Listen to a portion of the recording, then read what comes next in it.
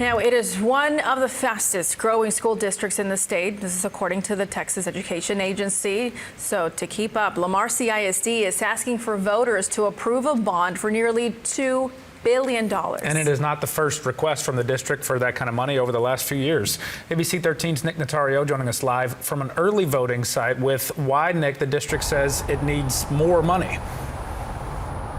Lamar Consolidated voters have seen a bond on the ballot 5 times over the last decade. And now the district says if voters don't approve billions once again, it could have student impacts. The signs outside the Lamar Consolidated Administration Building show what's at stake. The district is asking voters to give them money for new schools, technology, and upgrading its football stadium. An ask that's on the minds of voters we talked to. It's sort of high. There's no way we can't support our schools. Our area is booming. Lamar CISD covers many communities, including Richmond-Rosenberg and Fulshire, places that census data shows have added a lot of new people. A recent report given to the district shows how many more students could be added to schools. At Beasley Elementary, it could climb from 500 to more than 1,700 in 10 years.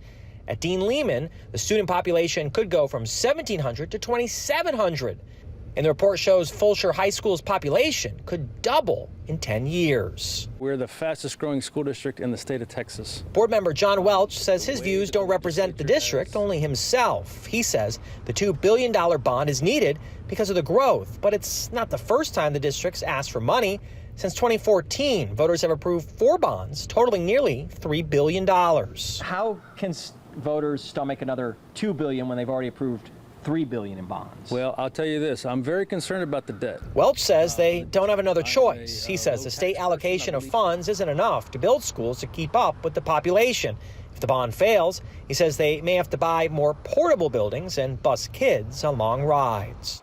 You can only rezone for so many times and so many different, you can only cut neighborhoods in half so many times, and then you still get the capacity of a building is reached. Now, we also reached out to the school district. We wanted to know what were to happen if the bond doesn't pass. Also, over the last 10 years of the 4 bonds that have been approved by voters, exactly how many of the promised projects are completed.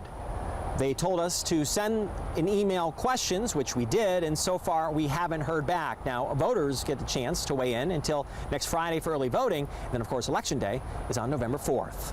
Live out in Richmond, Nick Notario, ABC 13 Eyewitness News.